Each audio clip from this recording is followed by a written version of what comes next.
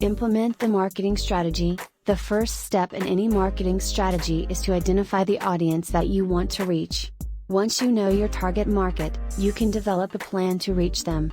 In order to reach small business owners, you might consider using online advertising or social media. You could also distribute flyers or brochures in local businesses or post them in public places. You could also hold informational meetings or workshops to attract potential customers. Whatever marketing strategy you choose, be sure to check your results and make adjustments as needed.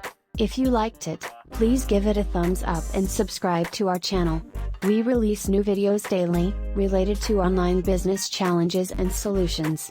So make sure to stay tuned. And if you have any questions, feel free to leave them in the comments below.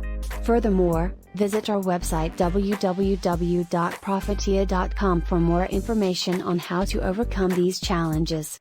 We would love to answer any of your questions. Thanks for watching.